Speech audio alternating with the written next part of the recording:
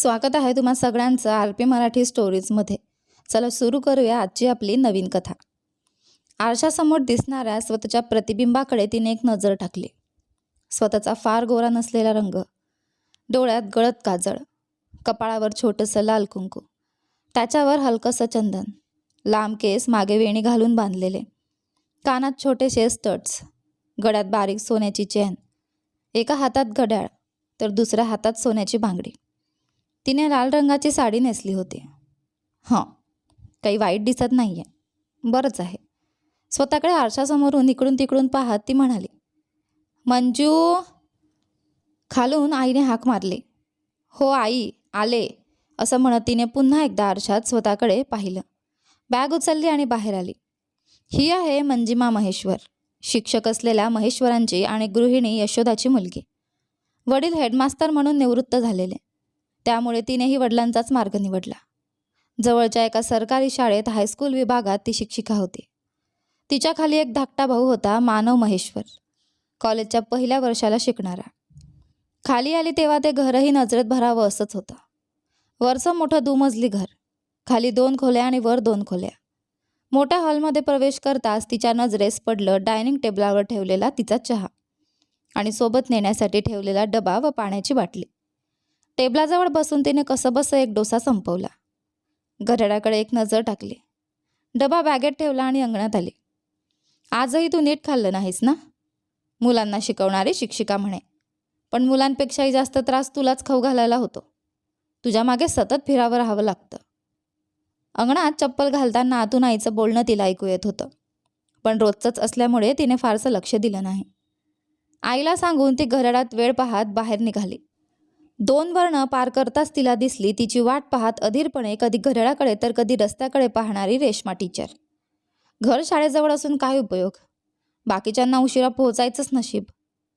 अगं माझी मंजू टीचर, जरा लवकर येत जा ना. किती वेळ वाट बघते माहीत आहे, आणि आजही लालच आहे हो. लाल टिकली, लाल साडी, पण काही उपयोग आहे का? एवढं नटून यायला वेळ लागतो, म्हणूनच मला इथे थांबावं लागतं. माझंच नशीब. अगं रेश्मे, आज मुद्दाम लाल घातलेलं नाही, घाईत हाताला हेच लागलं. मंजूने तिच्याकडे कटाक्ष टाकत म्हटलं. हे ऐकताच ही कोण बोलते, अशा भावाने रेश्माने तिच्याकडे पाहिलं. हो, जणू मी पहिल्यांदाच तुला पाहते. त्यावर मंजू फक्त हसली. अगं माझी मंजू, लहानपणापासून तुला बघते मी, आणि गेली 2 वर्ष तर रोज लाल रंगाचं काही ना काही घालून यायला लागली आहेस. पण उपयोग? तू तिथे शेतातल्या पुतळ्यासारखी उभी राहशील, दुसरं काही नाही. तुला पाहून कंटाळा आला असेल, पण मला मात्र आलाय. अगं माझा आत्मविश्वास तरी कमी करू नकोस. बघ, कधीतरी त्याला मी माझ्या जाळ्यात अडकवेनच. हेच तर तू गेली 2 वर्ष म्हणते आहेस. चल ग, असं म्हणत मंजूने तिच्या हातावर हलकंसं मारलं. त्यावर रेश्मा हसले. रेश्मा तिची लहानपणापासूनची मैत्रीण. दोघे एकत्र शिकल्या आणि आता एकाच शाळेत नोकरीलाही लागल्या. शाळेसमोर पोहोचल्यावर सगळी मुलं वर्गात गेली होती. दोघे स्टाफ रूममध्ये जाऊन सही करून बसल्या. आजही दोन्ही टीचर उशिराच आल्या दिसतंय, तिथे बसलेल्या एका शिक्षकाने विचारलं. त्यावर दोघींनाही फक्त फिकटसं हसू दिलं. अटेंडन्स रजिस्टर हातात घेत दोघीही आपापल्या वर्गाकडे निघाल्या. रेश्मे, तुझा 10th Bचा 1 तास मला हवाय बरं का, त्यांचा थोडा पोर्शन बाकी आहे, असं म्हणत मंजू तिच्या वर्गाकडे चालू लागली. केमिस्ट्रीचा हा तिचा विषय. वर्गात शिकवत असताना मध्येच तिच्या मनात एक चेहरा पुन्हा पुन्हा उमटत होता. असं करत करत दिवसाचे तास संपले. शाळा सुटल्यानंतर दोघीही मुलं तिथून बस पकडतात त्या बस स्टॉपवर आल्या. आजकाल मुलं वेळेवर घरी पोहोचत नाहीत, व्यसनांच्या आहारी जात आहेत. त्यामुळे शाळा सुटल्यावर मुलं नीट बसमध्ये बसतात का, वेळेवर निघतात का, हे पाहण्याची जबाबदारी शाळेने रेश्मा आणि मंजूवर टाकली होती. घर जवळ असल्यामुळे त्यांनीही ती आनंदाने स्वीकारली होती. पण खरंच ग मंजू, मुलांवर लक्ष ठेवायला तुलाच ठेवायला हवं होतं का? आता तुला सांभाळायला वेगळं कोणीतरी ठेवावं लागेल. बघ ना, आजूबाजूचं काही भानच नाही तुला, पूर्णपणे कोणात तरी हरवून गेली आहेस, असं म्हणत रेश्माने तिच्या हातावर हलकासा धपाटा मारला. काय ग? तिची नजर मध्येच तोडल्यामुळे मंजूने नाराजी चेहऱ्यावर आणली. अगं माझ्यावर रागावून काय उपयोग? तू मुलांसाठी आदर्श असलेली शिक्षिका आहेस आणि त्यांनाच काय शिकवतेस? कसं टक लावून बघायचं ते? चल ग, मी अजून बघणारच. तुला काही काम नाही ना, मग तू बघ मुलांकडे. असं म्हणत मंजूने समोर दिसणाऱ्या पार्टी ऑफिसच्या वरच्या मजल्याकडे नजर टाकली. तिथे काही कॉलेज मुलांशी बोलत उभा असलेला तिचा जीव दिसताच तिचं मन भरून आलं. काय मग, आज जाऊन काही बोलणार नाहीस? सकाळी तर म्हणत होतीस ना त्याला माझ्या प्रेमात पाडेन वगैरे. त्यावर मंजूने फक्त एक विचित्रसं हसू दिलं. तू अशी फक्त हसत उभी राहशील हे मला आधीच माहिती होतं. अगं, त्याचा चेहरा पाहिला की तुला घाबरून थरथरायला लागतं. हे धाडसाचं काम नाही ग, प्रेम आहे ते. पण रोज येऊन असं घाबरत उभं राहणं तुझ्या बसतं नाही. सगळी मुलं निघून गेल्यावर दोघी घरी जायला वळल्या.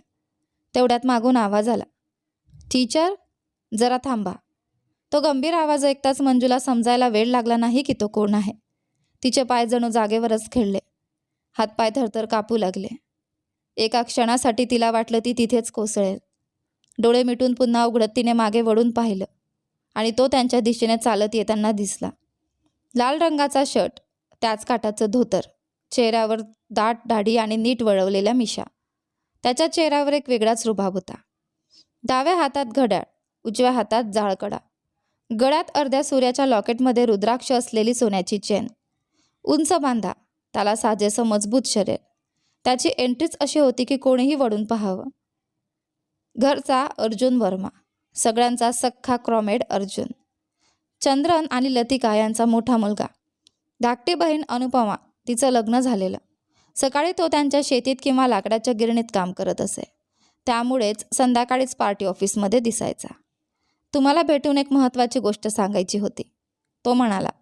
रेश्मा आणि मंजूने एकमेकींकडे पाहिलं. गोष्ट अशी आहे की शाळेतील काही विद्यार्थी आणि गावातले काही तरुण नशेच्या आहारी जात असल्याची माहिती पोलिसांकडून आली आहे. त्यासाठी आम्ही पार्टीमधल्या काही मुलांना चौकशी करायला सांगितलंय की हे पदार्थ कुठून येतात.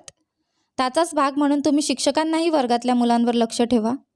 कोणाचं वागणं वेगळं वाटतंय का? कुठे एकांतात जाऊन काही घेतायत का? असं काही संशयास्पद दिसलं तर आम्हाला कळवा. पुढचं आम्ही पाहू.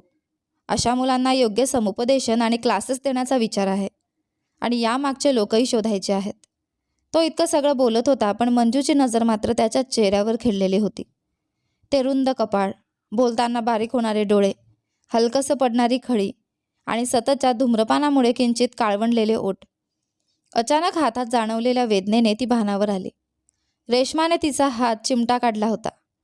टीचर्सना आम्ही सांगितलेल्या गोष्टीची गंभीरता समजली असेल ना? एवढंच तिला ऐकू आलं. तिने फक्त मान हलवली. दुसरं काय बोलणार? तो दोघींशी बोलत असला तरी त्याची नजर जेव्हा तिच्याकडे वळायची तेव्हा मंजू लगेच नजर चुकवायची. त्या डोळ्यात डोळे घालून उभं राहायची ताकद तिच्यात नव्हती. एका क्षणासाठी तर तिने मनातल्या मनात प्रार्थनाच केली, देवा, हा आत्ता इथून जाऊ दे, नाहीतर मी इथेच कोसळेन. मी सांगितलेलं विसरू नका. प्रिन्सिपल सरांचीही मी बोलणार आहे. आणि मास्तर कसे आहेत टीचर? हो, हां, चांगले आहेत. पहिल्यांदाच तो तिच्याशी थेट बोलत होता. त्या आनंदाने आणि घाबरलेल्याने तिचा आवाज थरथरत होता. बरं मग, असं म्हणत तो मागे वळून चालू लागला आणि मंजू त्याच्याकडे पाहतच राहिली. बस झालं बघ ना, उरलेलं उद्या बघ. पण काय आहे ना, तुझ्या प्राणनाथाने आज तुझी पुरती वाट लावली. चल ग, तो कामाचीच गोष्ट बोलत होता. पण आता बघ, उद्यापासून मी मुलांवर नीट लक्ष ठेवणार आणि ह्याच निमित्ताने त्याच्या मनातही जागा मिळवणार. मिळवशील, मिळवशील, रेश्मा गाण्याच्या चालीत म्हणाली. जास्त टिंगल करू नकोस. मी फक्त हेच नाही, अजून एक आयडिया पण शोधली आहे. शेवटी तमाशा होऊ नये म्हणजे झालं. असं म्हणत रेश्माने हात हलवून निरोप घेतला आणि तिच्या घराच्या रस्त्याला लागली. आणि मंजूही तिच्या प्राणनाथाला कसं आपल्या प्रेमात पाडायचं ह्याच विचारात हळूहळू चालू लागली. घरी पोचताच तिला टी व्ही पाहत बसलेली आई दिसली. हं, आलीस का? जा आधी हातपाय धुवून ये, मी चहा ठेवते. आई असं म्हणत स्वयंपाकघराकडे गेली आणि मंजू जिना चढत तिच्या खोलीत गेली. पण तिच्या मनात अजूनही तोच चेहरा होता. कसंही करून आपल्या प्रेमाची कबुली त्याला द्यायचीच असं तिने मनोमन ठरवलं. जास्त विचार न करता ती फ्रेश होऊन खाली आली. आईसोबत गप्पा मारत चहा घेतला आणि टी व्ही पाहत बसली. यशोदा, एक ग्लास पाणी दे ग, असं म्हणत बाबा तिच्या शेजारी येऊन बसले तेव्हाच तिचं लक्ष त्यांच्याकडे गेलं. अंगात भगवी लुंगी आणि बनियान, हातात टॉवेल. शेतात काम करून आलेला सगळा थकवा त्यांच्या चेहऱ्यावर स्पष्ट दिसत होता. रिटायर झाल्यापासून ते स्वतःच्या शेतीतच रमले होते. आधी थोडीफार शेती होती पण वेळ नसल्यामुळे फार लक्ष देता आलं नव्हतं. आता मात्र सगळीकडे फवारणीचं अन्न मिळतं. आपण तरी चांगला खायला हवं असं म्हणत ते स्वतः भाजीपाला पिकवत होते. मोकळ्या वेळात मंजूही त्यांना मदत करायची. बाबा पाणी पित असताना मध्येच तिच्याकडे पाहत होते. ते पाहून तिला समजलं काहीतरी बोलायचं आहे त्यांना. आई बाजूच्या सोफ्यावर बसून टी व्ही पाहत होती. यशोदे, तुला माहिती आहे ना, किराणा दुकान चालवणारा रामन, त्याची मुलगी हिच्यासोबत शिकायची तिचं लग्न ठरलं म्हणे पुढच्या महिन्यात. बाबांनी बोलणं अर्धवट सोडलं. पण विषय कुठे जाणार आहे हे मंजूला आधीच समजलं होतं.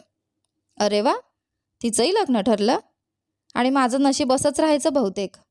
एका क्षणासाठी स्वतःची अवस्था आठवून तिचं मन कुठेतरी हरवलं. ती मनातच पुटपुटली आणि वर पाहिलं तर आई बाबा दोघेही तिच्याकडेच पाहत होते. हां, काय झालं? तिने मुद्दाम थोड्या गंभीर आवाजात विचारलं. आमची अवस्था जरा समजून घे. तुला लग्नच करायचं नाही का? तुझ्या सगळ्या मैत्रिणींची लग्न झाली, मुलं बाळं झाली आणि इथे एकीचं अजून लहान मुलांसारखं वागणं संपत नाही. माझं अजून लहान मुलांसारखं वागणं जात नाही आहे, मग मला लग्न कशाला करायचं आहे? मी अशीच राहीन. तुला बोलायला सोपं आहे, पण आमची काळजी तुला समजणार नाही. यशोदा, मी बोलतो तिच्याशी. बाबांनी मध्येच म्हटल्यावर आई शांत झाली. एक स्थळ आलंय, त्या ब्रोकरने सांगितलंय. मुलगा इंजिनियर आहे, एकुलता एक मुलगा. मी त्यांना काय उत्तर देऊ? क्षणभर मंजू गप्प झाली. काय बोलावं हेच सुचेना. बाबा, मला अजून थोडा वेळ हवा लग्नासाठी. आता अजून किती वेळ? तुला 24 वर्ष झालीत हे लक्षात ठेव. अरे माहिती आहे. आता तिचं ऐकत बसू नकोस. आईचा आवाज क्षणात चिडका झाला. बाबा प्लीज, मला थोडा वेळ द्या. ठीक आहे, देतो वेळ.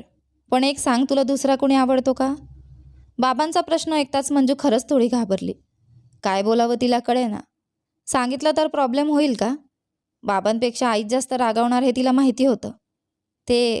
बाबा, तसं विचाराल तर मला कोणीतरी थोडंसं आवडतं. हे ऐकताच आईबाबा दोघेही क्षणभर दचकले. पण तसं नाही हं.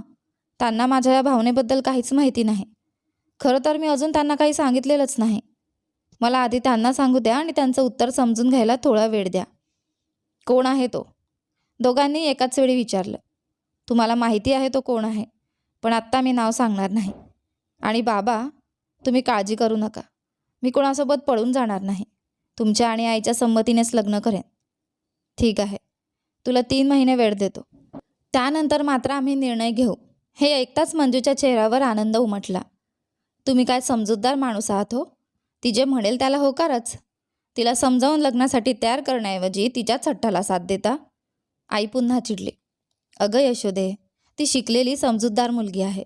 तिचं आयुष्य तिला सांभाळता येईल. तिने फक्त थोडा वेळ मागितलाय. इतका ताण घेऊ नकोस. ती आपलीच मुलगी आहे. तुम्ही बाप लेकीनं काय करायचं ते करा, असं म्हणत आई तिथून निघून गेली. बाबांनी तिच्या खांद्यावर हलकं थोपटलं आणि तेही उठून गेले. मंजूला मात्र एकदम हलकं वाटलं. किमान काही दिवस तरी लग्नाचा विषय निघणार नव्हता. पण आता प्रश्न दुसराच होता. मी त्या माणसाला माझं प्रेम सांगू तरी कसं? त्या रात्री आई तिच्याशी फार बोलली नाही. जेवताना देखील शांतच होती. बाबांनी मात्र काहीतरी समजावून सांगण्याचा प्रयत्न केला. मंजू तिच्या खोलीत गेली. दुसऱ्या दिवसासाठीचे नोट्स तयार केले आणि झोपायला बेडवर पडली. फोन हातात घेतला, मेसेजेस पाहिले आणि शेवटी तिच्या प्राणनाथाचा फोटो उघडून ती असंच पाहत राहिली. कुठल्या तरी पार्टी कार्यक्रमात तिने नकळत काढलेला फोटो. त्यातही तो लाल शर्टमध्येच होता. त्या फोटोवरून हात फिरवत हलकंसं चुंबन देत कधी झोप लागली तिलाही कळलं नाही. नेहमीप्रमाणे दुसऱ्या दिवशी अलार्मच्या आवाजानेच जाग आली. सकाळी आईकडे पाहिलं तर कालसारखा राग नव्हता, पण चेहरा अजून थोडा उतरलेलाच दिसत होता. तिची सगळी कामं आई नेहमीसारखी करत होती, पण बोलणं मात्र कमीच होतं. निघताना मंजूने आईला मिठी मारून गालावर पप्पी दिली. तेव्हा कुठे आईच्या चेहऱ्यावर हलकीशी स्मितरेषा उमटली. शाळेकडे चालताना तिने कालची सगळी गोष्ट रेश्माला सांगितली. रेश्मालाही ते योग्यच वाटलं. शाळेत पोहोचल्यावर त्यांनी अर्जुनने सांगितल्याप्रमाणे मुलांवर लक्ष ठेवायला सुरुवात केली. पण संशयास्पद असं काही दिसलं नाही. त्या संध्याकाळीही अर्जुन पार्टी ऑफिसमध्ये काहीतरी चर्चा करत उभा दिसला. मी त्याला माझं प्रेम सांगणार तरी कसं? तिच्या मनात सतत तोच प्रश्न फिरत होता. समोरासमोर सांगणं तर माझ्याने होणार नाही. काहीतरी वेगळाच मार्ग शोधायला हवा. संध्याकाळी घरी पोहोचताच अंगणात उभी असलेली बाईक पाहून तिला समजलं. मानव आला होता. तो हॉस्टेलमध्ये राहून शिकत असल्यामुळे आठवड्यातून एकदाच घरी यायचा. घरात शिरताच आई आणि मुलाचं बोलणं ऐकू आलं. तिला पाहून आईने फारसं लक्षही दिलं नाही. दररोज दिसणाऱ्या माझी किंमतच नाही, ती मनात म्हणाली. मानव मात्र आईने केलेला खाऊ खात बसला होता. तिला पाहताच हसत तिच्याजवळ आला. माझी ताई, तू पुन्हा अजून सुंदर झालीस का काय? चल रे, चिडवू नकोस. कधी आलास? आत्ताच आलो. आणि काय, तुझे विद्यार्थी पास होणार ना? अरे हा कसला प्रश्न? तुझे ताई शिकवते म्हणजे पास होणारच. तेच तर भीतीचं कारण आहे. चल हट. ती हसली. तू इथे आईसोबत गप्पा मार, मी फ्रेश होऊन येते. असं म्हणत ती वर खोलीत गेली. 2 दिवस सुट्टी आहे हा विचार करताच तिचं मन पुन्हा अर्जुनकडे गेलं. या 2 दिवसात तरी त्याला पाहायला मिळालं पाहिजे. काही झालं तरी उद्या मंदिरात जायचंच असं तिने ठरवलं होतं. काही नवस होते आणि त्याशिवाय अजून एक खास कारण आहे. हे सगळं मनात ठेवून ती खाली आली. मानवसोबत थोड्या गप्पा मारल्या. तेवढ्यात बाबा आले आणि मग बाप-लेकांच्या गप्पा सुरू झाल्या. पण बाबा, ताईचं लवकर लग्न लावा बरं, मग मला इथे निवांत राज्य करता येईल. हे ऐकायचा अवकाश. मंजूने त्याच्या पाठीत एक धपाटाच घातला. आईने तिला एक कटाक्ष टाकला आणि बाबांकडे पाहिलं. मग काय, दोघा भावंडांचं भांडण सुरूच राहिलं. शेवटी आईने काठी हातात घेतली तेव्हा दोघं शांत बसले. कितीही मोठे झाले तरी भेटले की त्यांची भांडणं ठरलेलीच. त्या रात्री बऱ्याच गप्पा झाल्या आणि उशिरा ती झोपायला गेली. उद्या मंदिरात जाऊन काय करायचे याचा प्लॅन करत. तिच्या प्राणनाथाचा फोटो पाहतच ती झोपून गेली. सकाळी नेहमीप्रमाणे अलारामच्या आवाजानेच मंजूची जाग आली. फोन हातात घेत तिने अलाराम बंद केला आणि सवयीने तिच्या प्राणनाथाचा फोटो उघडला. आज तुमच्यासाठी जाळं टाकणार आहे मी साहेब, असं हळूच पुटपुटत तिने फोटोला एक हलकसं चुंबन दिलं. व्हॉट्सॲपवर आलेले मेसेजेस एकदा पाहून ती पटकन उठली आणि बाथरूमकडे गेली. अंघोळ करून बाहेर आल्यावर तिने हिरव्या काठाची सेट साडी नेसली. त्याला मॅचिंग बांगड्या घातल्या. कपाळावर छोटंसं हिरवं कुंकू लावलं. कित्येक दिवसांनी तिने लाल रंगाशिवाय दुसरं कुंकू लावलं होतं. त्याच कारणावरून आईने तिला किती वेळा ओरडलं होतं की तुला लाल रंगाशिवाय दुसरं काही दिसत नाही का? तो विचार आठवताच मंजू स्वतःशीच हसली. माझेही ना कसले वेडे पण आहेत. ती पटकन खाली आली. भाऊ अजून झोपलेलाच होता. सुट्टी असल्यामुळे तो दुपारपर्यंत उठणार नाही हे तिला माहिती होतं. बाबा सकाळी चालायला जात असत, त्यामुळे ते आधीच बाहेर गेले असावेत. स्वयंपाकघरातून भांड्यांचा आवाज येत होता. मंजू थेट तिकडेच गेली. आई, मी जरा मंदिरात जाऊन येते. हे ऐकताच आईने लगेच तिच्याकडे वळून पाहिलं. मला उठवून सांगितलं असतंस तर मीही आली असते ना. ते सकाळी उठल्यावर अचानक वाटलं जाऊन यावं. खूप दिवस झाले ना. मंजू कसंबसं बोलली. आई तिच्याकडे संशयाने पाहत होती. काहीतरी गडबड आहे बरं का? काय चाललंय? आईचा प्रश्न ऐकताच मंजूची धडधड वाढली. काय म्हणजे? मंदिरात जायला पण परवानगी लागते का? मुलांच्या परीक्षा जवळ आल्यात ना, म्हणून देवदर्शन करून येते म्हटलं. तिने आईकडे न पाहताच उत्तर दिलं. कारण आईने चेहरा पाहिला असता तर क्षणात तिचं खोटं पकडलं असतं. खरं तर ती त्या रस्त्याने फारशी जातच नसे आणि त्यामागचं कारण म्हणजे तिचाच प्राणनाथ अर्जुन. तो ठाम नास्तिक होता. परीक्षा मुलांच्या आहेत, पण तू एवढी का टेन्शन घेतेस? अगं आई, त्यांना शिकवतो कोण? आम्ही शिक्षकच ना. ते नापास झाले तर आमचीच बदनामी होईल ना. हां, ठीक आहे. आईने अजून एकदा संशयाने पाहिला आणि परत कामाला लागली. हां, बचावले. मंजूने मनातच सुटकेचा निश्वास सोडला आणि तिथून पटकन निघाली. मंदिर जवळच असल्यामुळे ती चालतच निघाली. पण ती साडी सांभाळत वेगाने चालणं म्हणजे शिक्षा होती. मंदिरात शिरताच तिने ओळखीच्या लोकांकडे हसून पाहिलं, पण त्यांच्या चेहऱ्यावरचं आश्चर्य तिला स्पष्ट दिसत होतं. कारण तिला या मंदिराच्या वाटेवर फारसं कोणी पाहिलंच नव्हतं. आणि त्याचं कारण पुन्हा एकदा अर्जुनच. तो नास्तिक असला तरी त्याची आई लता फार देवभक्त होती. मंजूने देवासमोर हात जोडले, सगळे नवस पूजा पूर्ण केली आणि मनातल्या मनात देवाला म्हणाले, हा जो माझा सैतान आहे ना, तो मलाच मिळू दे. ती त्याला सैतान म्हणायची, कारण होतंच तसं. कधी कधी तो अगदी रानटी बैलासारखा रागवायचा. पार्टीच्या कामावरून कितीदा भांडणं करताना, लोकांवर ओरडताना तिने त्याला पाहिलं होतं. पूजा संपवून ती बाहेर आली आणि अचानक तिची नजर समोरच्या व्यक्तीवर पडली. अगं, ही तर लताजी, म्हणजे तिच्या प्राणनाथाची आई. अगं मंजू बाळा, किती दिवसांनी दिसतेस? इकडे फारशी दिसत नाहीस हल्ली. ते काय लताजी, वेळच मिळत नाही. फक्त रविवारी सुट्टी असते, बाकी क्लासेस, स्पेशल क्लासेस. हो ना, परीक्षा जवळ आल्यात म्हणे. आमच्या शेजारच्या जनूची मुलगी पण तेच सांगत होती. गप्पा मारत दोघी मंदिरातून बाहेर पडल्या. मंजूच्या घराकडे जाण्याच्या थोडा आधीच्या रस्त्यानेच अर्जुनचं घर लागत होतं. अनु येते का आता? किती दिवस झाले तिला पाहून. शेवटचं तिच्या लग्नात पाहिलं होतं. नाही गं, फारसं येत नाही आत्ता. तिच्या नवऱ्याला सुट्टी नसते म्हणे. आता म्हणते दादाचं लग्न ठरलं कीच येईन म्हणून हट्ट धरलाय. हे ऐकताच मंजू लगेच सावध झाली. म्हणजे कोणत्या गोष्टीचा निर्णय? तिने मुद्दाम काहीच माहिती नसल्यासारखं विचारलं. अगं त्याच्या लग्नाचाच. सांगून सांगून मी थकले त्या मुलाला, पण तो काही ऐकतच नाही. रोज देवाला प्रार्थना करते की त्याला थोडं तरी शहाणपण येऊ दे म्हणून. कधीतरी ऐकेल बहुतेक माझी प्रार्थना. कोणाला पाहिलंय का त्याच्यासाठी? मंजूने काळजी दडवत विचारलं. मनात मात्र धडधड सुरू होती. कुणी दुसरी मुलगी असेल तर? अगं विचारणा करणारे खूप आहेत. परवा त्या कॉन्ट्रॅक्टर सतीशने पण त्याच्या मुलीसाठी विचारलं होतं, पण त्याला सांगितलं तर असा रागावला जणू आम्हालाच खाईल. लताजी बोलतच राहिली. त्याच्या पत्रिकेनुसार म्हणे अजून 4 महिन्यात लग्नयोग आहे, त्यानंतर नाही म्हणे. त्या ज्योतिषानं सांगितलं, पण त्याला या गोष्टींवर विश्वासच नाही. हे ऐकताच मंजूच्या मनात जणू वीज कोसळली. देवा, 4 महिन्यात काहीतरी केलं नाही तर माझं इथेच म्हातारपण येईल. मंजू बाळा, काय विचार करतेस ग एवढं? अगं काही नाही. आईसुद्धा घरी सतत लग्नाचा विषय काढते, पण मला फार दूर जायचं नाही आहे. त्यांना माहिती असलेलं जवळचं कुणीतरी मिळालं तर बरं वाटेल.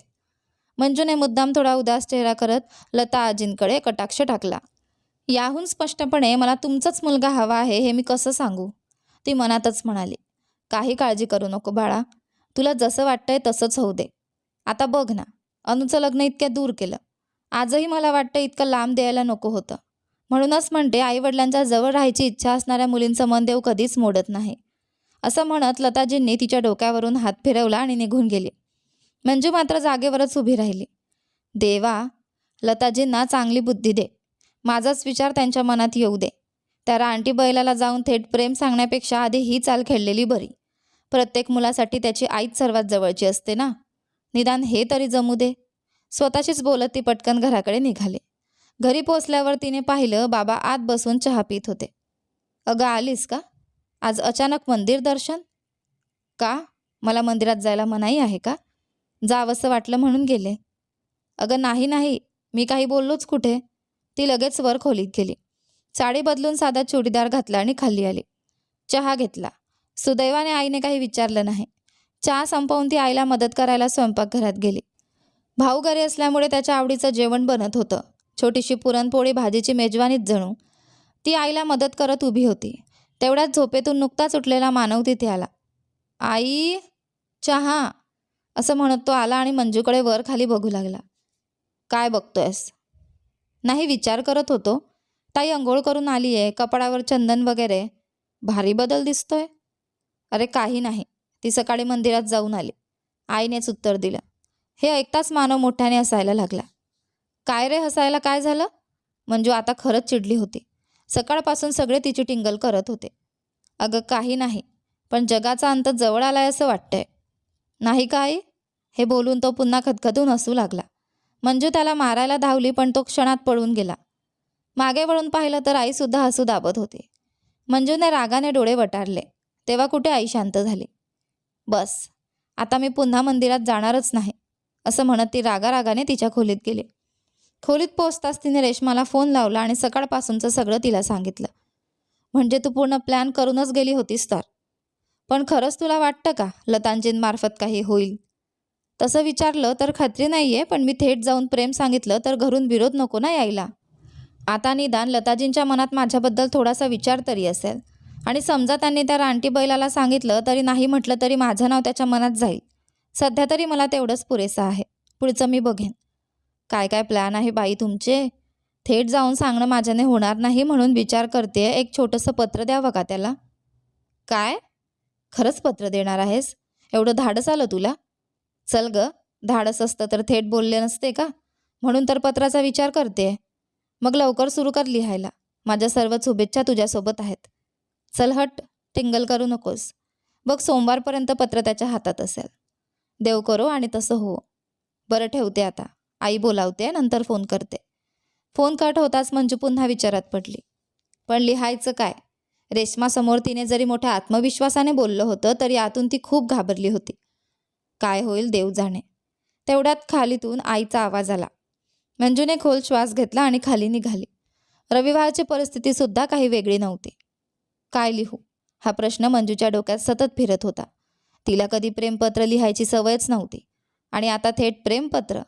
फोनवर कितीतरी शोधलं तिने, प्रेमपत्र कसं लिहावं. पासून कितीतरी गोष्टी वाचल्या, पण काहीच मनासारखं वाटेना. शेवटी सगळं बाजूला ठेवून तिने दुसऱ्या दिवसासाठी मुलांचे नोट्स तयार केले. नंतर खाली जाऊन आईला थोडी मदत केली. मानव त्याच्या मित्राच्या घरी गेला होता. बाबा शेतात होते. मग तिनेही विचार न करता थेट शेताकडेच मोर्चा वळवला. घराच्या मागे शेती होती. ती पोहोचली तेव्हा बाबा नारळाच्या झाडाला आळ करत होते. मंजूने इकडच्या तिकडच्या भाज्यांकडे नजर टाकली. भरपूर आलेला कसावा, टोमॅटो, वांगी पाहून तिचं मन आनंदलं. तिला स्वतः हाताने भाज्या तोडायला खूप आवडायचं. थोड्या भाज्या काढून ती बाबांसोबत परत घरी आली. संध्याकाळी पुन्हा ती तिच्या खोलीत शिरली. पहिल्यांदा तिने पटकन दरवाजा लावून घेतला, कारण कुणी अचानक आत येऊन ती काय करते ते पाहू नये ना. विशेषतः मानव, तो कधीही धडधडत आत घुसायचा. हे सगळं करताना मंजूला स्वतःलाच हसू येत होतं. मी एखादी 16 वर्षांची मुलगी आहे का काय? तिला अगदी एखाद्या किशोरवयीन मुलीसारखं वाटत होतं. ती लपून छपून तिच्या प्रियकरासाठी पत्र लिहिते. त्या क्षणी ती शिक्षिका आहे, समजूतदार मोठी मुलगी आहे हे सगळंच ती विसरली होती. आई बाबांपासून काहीतरी लपवणाऱ्या छोट्या मुलीसारखी ती वागत होती. ती टेबलाजवळ बसली. कागद आणि पेन हातात घेतला. 2 ओळी लिहायची, पुन्हा खोडून टाकायची, पुन्हा लिहायची, पुन्हा फाडायची. असं कितीतरी वेळ चालू होतं. रेश्माला फोन करावासा देखील वाटला नाही, कारण ती नक्की चिडवणार हे मंजूला माहिती होतं. या मोबाईलच्या काळात अजून कोण प्रेमपत्र लिहितं बरं? स्वतःचाच विचार करून ती हसली. शेवटी कसंबसं तिने 2 ओळी लिहिल्या आणि स्वतःलाच वाटलं, फार वाईट नाही आहे. उद्या काही झालं तरी देऊन टाकायचं. किमान समोर जाऊन बोलताना होणारी फजिती तरी होणार नव्हती ना. तोच विचार करत ती बेडवर पडली आणि नकळत डोळा लागला. आईने हाक मारली तेव्हा तिची जाग आली. ती घाईघाईने खाली गेली. पाहिलं तर सगळे जेवायला बसले होते. अरे देवा, इतका वेळ झाला. घड्याळात पाहिलं तर 9 वाजले होते. मी इतकी झोपले? आज तर शिवरात्रीच झाली बहुतेक. तू एवढा वेळ काय करत होतीस? आईचा प्रश्न लगेच आला. मी जरा झोपले होते, तिने आईकडे न पाहताच उत्तर दिलं आणि पटकन जेवायला बसली. पण एवढी झोप? आता मानव सुरू झाला. मंजूने फक्त त्याच्याकडे कटाक्ष टाकला आणि शांतपणे जेवू लागली. जेवण संपताच ती पुन्हा खोलीत पळाली. खरं तर त्यानंतर झोप येतच नव्हती. तिने लिहिलेलं पत्र पुन्हा पुन्हा उघडून पाहिलं. प्रत्येक शब्दावर विचार केला आणि कधी मध्यरात्र झाली हे तिलाही कळलं नाही. सकाळी उठल्यापासून तिच्या मनात विचित्र बेचैनी आणि उत्साह दोन्ही होते. ती पटकन तयार झाली. देवासमोर हात जोडले आणि खाली आली. मानव सकाळीच हॉस्टेलला निघून गेला होता. आईने तिच्यासाठी चहा ठेवला होता. खरं तर तिला अजिबात भूक नव्हती, पण आईला संशय येऊ नये म्हणून तिने थोडंसं खाल्लं. लगेच आईला सांगून ती बाहेर पडली. नेहमीप्रमाणे रेश्मा रस्त्यात तिची वाट पाहत उभी होती. ओहो, काय हो, चेहऱ्यावर भारी टेन्शन दिसतंय. अगं, आजच्या विचाराने मला काल नीट झोपही लागली नाही. इतकी धडधड होतीये, खरंच हातपाय थरथरत आहेत. म्हणूनच म्हणते, प्रेम हे धाडसी लोकांचं काम असतं. अगं, तू शिक्षिका आहेस, कितीतरी मुलांना सरळ उभं करतेस. तेवढं धाडस इथे दाखव ना. अगं, मुलं आणि हा रानटी बैल सारखे आहेत का? त्याचा विचार आला तरी मला भीती वाटते. त्यावर रेश्मा फक्त खट्याळपणे हसली. हो हो, तू हस. माझी अवस्था फक्त मला आणि देवाला माहिती. मंजूने तिच्याकडे रागाने पाहत म्हटलं. इतकं टेन्शन घेऊ नकोस. अजून संध्याकाळपर्यंत वेळ आहे. बाकी पुढे जे होईल ते बघू. आणि काही नाही तरी तू एका सख्ख्या कॉम्रेडवर प्रेम करतेस. थोडं त्याचं धाडस दाखव. असं बोलता बोलता दोघी शाळेत पोहोचल्या. पण आज मंजूचं लक्षच लागत नव्हतं. शेवटी तिने मुलांना काही प्रॉब्लेम सोडवायला दिले आणि स्वतः शांत बसून राहिली. संध्याकाळची घंटा वाजताच तिचं हृदय अक्षरशः फुटेल अशा जोरात धडधडू लागलं. देवा, इतक्या पटकन संध्याकाळ झाली. ती स्वतःशीच पुटपुटली. होणारच ना, वेळ तुझ्यासाठी थांबून राहणार होता का? रेश्माचं लगेच उत्तर आलं. बसस्टॉपकडे चालताना मंजूने रेश्माचा हात घट्ट पकडला होता. तुला इतकी भीती वाटते तर आज नको देऊ पत्र. नाही, आता ठरवलंय तर द्यायचंच. नाहीतर ते माझ्या बॅगेत असेपर्यंत मला अजून जास्त टेन्शन येईल. दोघी बसस्टॉपवर पोहोचल्या आणि समोर नेहमीप्रमाणे वरच्या मजल्यावर तो उभा होता, कुणाशी तरी बोलत, मध्येच फोनकडे पाहत. मंजू, अगं हळू पाणी पी. असं घाईघाईने प्यायलीस तर ठसका लागेल. पण आईचं बोलणं मंजूपर्यंत पोहोचतच नव्हतं. थोड्याच वेळापूर्वी घडलेला प्रसंग आठवताच तिचे हातपाय अजूनही थरथरत होते. कसंबसं तिने पाणी प्यायलं. त्यातलं अर्ध पाणी अंगावरच सांडलं होतं. आईच्या प्रश्नांना उत्तर न देता ती थेट खोलीत पळाली. खोलीत पोहोचल्यावरही तिच्या डोळ्यांसमोर तेच सगळं फिरत होतं. पत्र देणं, त्याने तिच्याकडे पाहणं, पत्र उघडून वाचणं, हे सगळं मंजूने चोरट्या नजरेने पाहिलं होतं. त्या प्रत्येक क्षणी तिच्या शरीरातलं आणि मनातलं सगळं बळ हरवल्यासारखं झालं होतं. एका क्षणासाठी तर तिला वाटलं धडधड वाढून श्वासच बंद होईल की काय. पण त्याच्या चेहऱ्यावर मात्र काहीच बदल नव्हता. कसलाही भाव न आणता त्याने ते पत्र हातात चुरगळून धरलं आणि खाली उतरू लागला. त्याला तिच्याकडे येताना पाहताच मंजूची तर भीतीने अवस्था बिकट झाली. देवा, हा माझ्याचकडे येतोय का? पुढचा क्षणही न दडवता ती तिथून पळालीच. मागून रेश्मा हाक मारत होती पण मंजू थांबली नाही. तिला फक्त एकच गोष्ट हवी होती, लवकरात लवकर घरी पोहोचायचं.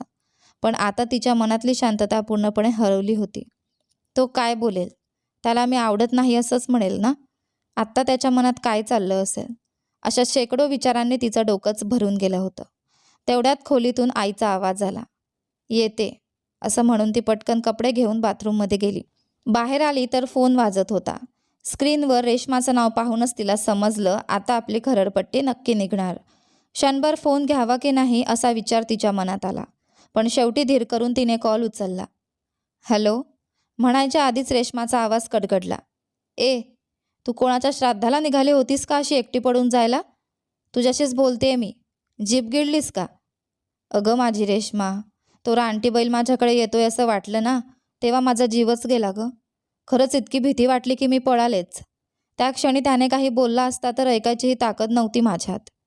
अगं पोरी, कोणी सांगितलं तुला की तो तुझ्याकडे येत होता? काय? मग मी जे पाहिलं ते? मंजूने गोंधळून विचारलं. अगं तिथे सुधीश वगैरे सगळे होते ना. तो त्यांच्या दिशेने येत होता. त्यांच्या हातात काहीतरी कव्हर दिलं, थोडं बोलला आणि गेला. म्हणजे तो माझ्याकडे येत नव्हता? मंजूने सुटकेचा निश्वास टाकला. मग त्याने काही विचारलंच नाही? विचारणं तर दूर, त्याने त्या दिशेने पाहिलंही नाही. मला वाटतं त्याने ते पत्र फक्त गंमत म्हणून घेतलं असावं. गप्प बस ग, असं काही बोलू नकोस. आता मी त्याच्यासमोर कशी उभी राहू? त्याच्याशी बोलायचं तरी कसं? विचार करूनच विचित्र वाटतंय. आता त्याच्याबद्दल काही करता येणार नाही.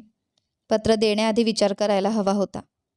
पण बघ, त्याच्याकडून काही प्रतिक्रिया आली नाही म्हणजे तूही आता काही झालंच नाही अशा प्रकारे वाग. तेच बरं. पण त्याच्या मनात काय चाललं असेल? त्याची काळजी करू नकोस. पुढच्या वेळी भेटल्यावर त्याच्या वागण्यातून कळेल.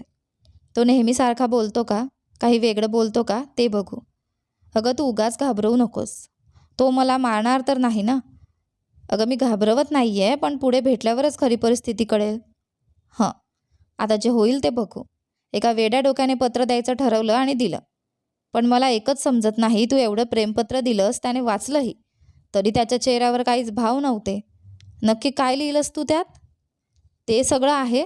बरं ठेवते आता, आई बोलावते, असं म्हणत मंजूने पटकन फोन कट केला. नाहीतर रेश्माच्या प्रश्नांची उत्तरं देणं कठीण झालं असतं. खाली येऊन ती चहा पीत बसली होती. तेवढ्यात आई तिच्या शेजारी येऊन बसली. काय झालं तुला? एवढी धापा टाकत का आलीस घरी? क्षणाचाही विचार न करता मंजूच्या तोंडातून खोटं बाहेर पडलं. ते येताना एक कुत्रं मागे लागलं होतं म्हणून धावत आले. मग काहीच झालं नाही ना तुला? नाही आई, मी पटकन पळाले. पण बाबा कुठे आहेत? दिसत नाहीत. ते खत आणायला गेलेत, असं म्हणत आई पुन्हा टीव्हीकडे वळली. मंजू मात्र पुन्हा खोलीत आली. उद्या काय करायचं? तो दिसला तर काय बोलायचं? त्याने काही विचारलं तर? अशा हजारो विचारांनी तिचं डोकं भरून गेलं होतं. शेवटी बराच विचार करून तिने ठरवलं उद्या शाळेतच जायचं नाही. सध्या तरी स्वतःच्या मनशांतीसाठी तेच योग्य वाटत होतं. आणखी एक दिवस गेला की याचा ताण थोडा कमी होईल असं तिला वाटलं. पण हा निर्णय रेश्माला सांगायचा नाही हेही तिने ठरवलं. कारण रेश्मा नक्की ओरडणार होती, वरून चिडवणार वेगळंच. तेवढ्यात खाली बाबांच्या गाडीचा आवाज आला आणि ती खाली गेली. बाबांशी थोडं बोलून जेवण करून ती पुन्हा खोलीत आली आणि या सगळ्या ताणामुळे आलेल्या डोकेदुखीमुळे लगेच झोपून गेली. दुसऱ्या दिवशी सकाळी तिने रेश्माला मेसेज पाठवला, आज मी रजेवर आहे. आईला मात्र डोकेदुखीचं कारण सांगून ती पुन्हा खोलीत पडून राहिली. बऱ्याच वेळानंतर आई येऊन उठवू लागली. मुली, हॉस्पिटलला जायचं का? नको आई, मी बाम लावलाय. हे स्पेशल क्लास, अतिरिक्त काम, विश्रांतीच नाही तुला, म्हणून डोकं दुखतंय. आज नीट आराम कर आणि आता स्वतःची काळजी घे. आईचा उपदेश सुरू झाला. मंजू फक्त हलकंसं हं म्हणाली. कारण आईचं बोलणं काही अंशी खरंच होतं.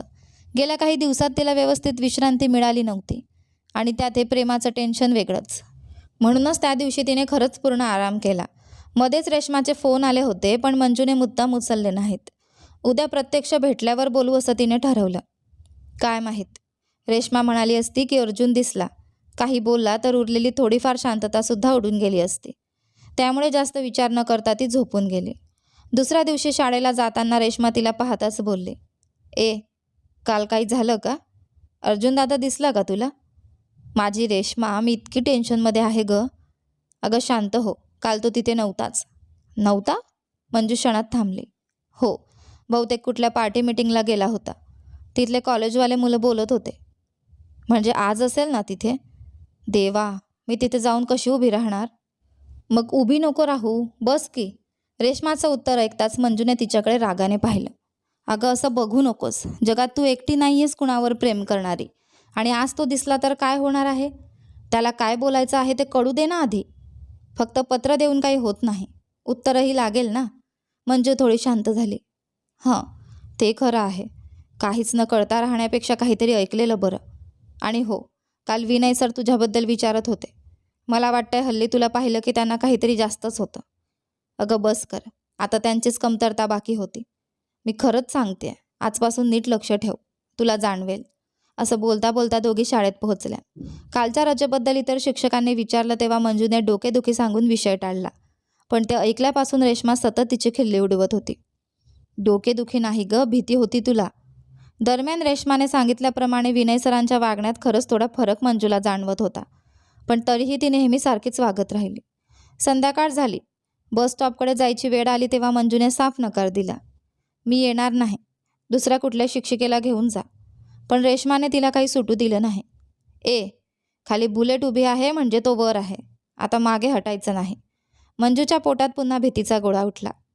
रेश्मा, मला खरंच भीती वाटतेय ग. पार्टी ऑफिससमोर अर्जुनची बुलेट उभी दिसताच मंजूने रेश्माचा हात अजून घट्ट पकडला. रेश्मा, मला खरंच खूप भीती वाटते ग.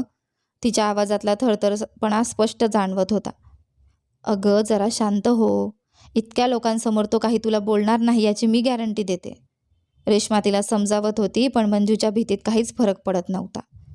काही क्षणांनी ऑफिसच्या दरवाजातून अर्जुन बाहेर येताना दिसला. त्याच्यासोबत अजून काही लोक होते. हातात काही कागद होते. आज त्याने काळा शर्ट घातला होता.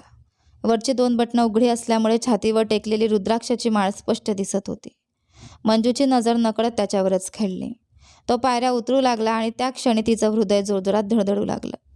भीतीने तिने रेश्माचा हात अजून घट्ट पकडला. पण क्षणात अर्जुनने बुलेट सुरू केली आणि त्यांच्या अगदी जवळून निघून गेला. ना त्याने तिच्याकडे पाहिलं ना काही बोलला. मंजू तर अक्षरशः थिजूनच गेली. गेल्या 2 दिवसात तिने किती विचार केले होते. तो समोर येऊन काही बोलेल, पत्राबद्दल विचारेल, रागावेल, पण त्याच्या चेहऱ्यावर कुठलाही भाव नव्हता. देवा, याने खरंच पत्र वाचलं होतं ना? क्षणभर तिच्या मनात शंका आली. रेश्मा लगेच बोलली, ए, या माणसाला घाबरूनच ना तू काल रजा घेतली होतीस? आणि बघ, काही झालं का? तो त्याच्या मार्गाने गेला ना? तेच तर मला समजत नाही आहे. साधारण कोणीही असतं तर पत्राचं काहीतरी उत्तर दिलं असतं ना. आणि इथे तर माझी सगळी शांतता गेली आहे. रेश्मा थोडा विचार करत म्हणाली, मला वाटतं त्याने तुझं पत्र फार सिरियस घेतलेलं नाही. नाहीतर कदाचित तुला एकटी भेटायची वाट बघत असेल. अगं गप्प बस, उगाच काहीतरी बोलू नकोस. मंजूच्या चेहऱ्यावर पुन्हा घाबरलेले भाव आले. तो मला एकटी भेटला ना तर सिंहासमोर अडकलेल्या हरिणीसारखी अवस्था होईल माझी. देवा, विचार करूनच थरथरायला होतंय. रेश्मा तिच्याकडे पाहत हसू आवरत म्हणाली, अगं एवढी घाबरतेस तर पुढे त्याच्यासोबत संसार कसा करणार? लग्नानंतर तर तू कायम त्याच्यासोबत एकटीच असशील. तेव्हा काय करशील? कुणाला सोबत नेशील का? रेश्माने मुद्दाम थोडं चिडवतच ते विचारलं होतं. त्यावर मंजूने तिच्या हाताला जोरात चिमटा काढला. असं करता करता तो दिवसही संपला. घरी आल्यावरही मंजूच्या डोक्यात दिवसभराचे तेच विचार फिरत राहिले. पण दुसऱ्या दिवशीही परिस्थितीत काहीच बदल नव्हता. दर संध्याकाळी त्या दोघी बसस्टॉपवर उभ्या राहायच्या. अर्जुन तिथे असायचाच, पण त्याच्याकडून कसलीच प्रतिक्रिया नव्हती. तो जवळ असला तरी त्यांच्या दिशेने पाहणंसुद्धा टाळायचा. हे असंच अनेक दिवस चालू राहिलं. सुरुवातीला मंजूला खूप वाईट वाटायचं. थोडी निराशा, थोडं दुखणं मनात होतंच. पण नंतर रेश्माने तिला धीर द्यायला सुरुवात केली. आपण दुसरा काहीतरी मार्ग शोधू. पण मंजूच्या मनात मात्र सतत घालमेल होती. त्याने काहीतरी बोलायला हवं होतं. ते उत्तर काही असलं तरी चाललं असतं. आता तर घरून लग्नाबद्दल विचारलं तरी तिच्याकडे उत्तर नव्हतं. आणि असंच चालू राहिलं तर पुढे खूप त्रास होणार हे तिला जाणवत होतं. पुढचे दिवस मात्र मॉडेल परीक्षांच्या गडबडीत गेले. स्पेशल क्लासेस, नाईट क्लासेस, मुलांचा अभ्यास, 100% निकालासाठी सगळ्यांचाच ताण वाढला होता. संध्याकाळचे क्लास सुरू झाल्यापासून बस स्टॉपवर जाणंसुद्धा बंद झालं आणि अर्जुनला पाहणंसुद्धा. तसंही आता नियमित क्लासेस नव्हतेच. मॉडेल परीक्षा संपल्यावर सगळीकडे अभ्यासाची सुट्टी लागली होती. अशातच एका रविवारी मंजू आणि मानव नेहमीप्रमाणे भांडत बसले होते. तेवढ्यात बाहेर बेल वाजली, पण दोघांच्याही भांडणात इतकी रंगत आली होती की कोणीच लक्ष दिलं नाही. पुन्हा बेल वाजली आणि लगेच स्वयंपाकघरातून आईचा आवाज आला. अहो, कुणीतरी दार उघडतंय का नाही? आई येते हे लक्षात येताच मंजूने मानवला सोफ्यावर ढकललं आणि ती धावत जाऊन दार उघडायला गेली. पण दार उघडताच क्षणभर ती थबकली. यानंतर पुढे काय होतं ते पहा आपल्या कथेच्या पुढच्या भागामध्ये. पण तोपर्यंत तुम्हाला आत्तापर्यंतचा आपल्या या कथेचा हा पहिला भाग कसा वाटला मला कमेंट करून नक्की सांगा. मंजू आणि अर्जुनच्या प्रेमकथेत पुढे काय होतं, अर्जुन तिला काय उत्तर देतो हे बघूया आपल्या कथेच्या पुढच्या भागामध्ये.